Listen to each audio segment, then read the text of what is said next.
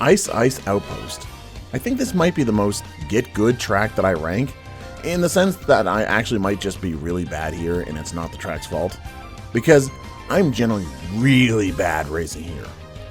Unlike Cheeseland, where the track has holes that are very punishing, the main roads here are flat. The entire track primarily sticks between these green and yellow strips, which blend and split throughout the entire race.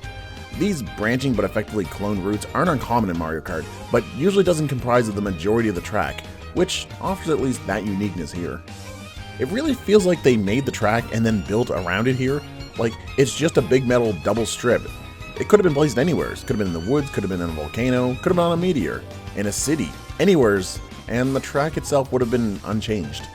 Just to clarify, technically many tracks could just be a biome swap and still have the exact same layout, but other tracks in other courses don't just slap a metal foreign road in the environment and call it a day.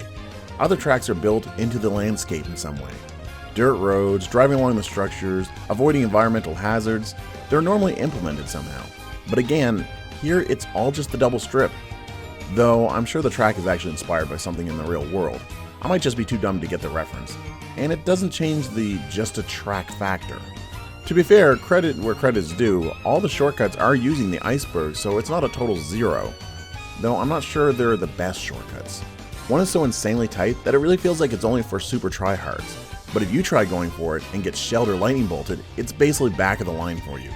The second is so well hidden, I didn't even know it existed until I was getting footage for this track. Which is fine until you realize that you might hit the upper wall if you're going too fast into it. That feels fairly counterintuitive. And the last one is on the final bend, which is quaint, fairly easy, and offers the smallest advantage.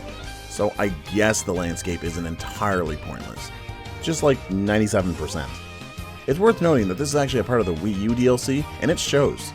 The edges all over the track have been frosted over. Going through the icy caverns really shows a great scope. During the second lap, you'll see a chunk of iceberg break, and the equipment sells that this is normally a workplace of some kind when racers aren't racing. Plus, the angles you go with the anti-gravity really helps elevate the visuals at the very least, minus the fact that you're racing on these really gaudy green and yellow tracks.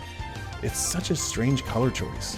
Speaking of the track itself, because they keep splitting it, it really feels like you're being incentivized to stay on the upper routes at each of the splits. Green shells will have far less space in the lower area and will just bounce off the upper to go to the lower. It feels almost unfairly punishing just for picking the upper route.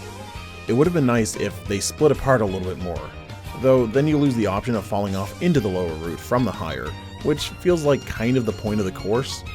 Oh well, at least it's a jam. That violin goes hard.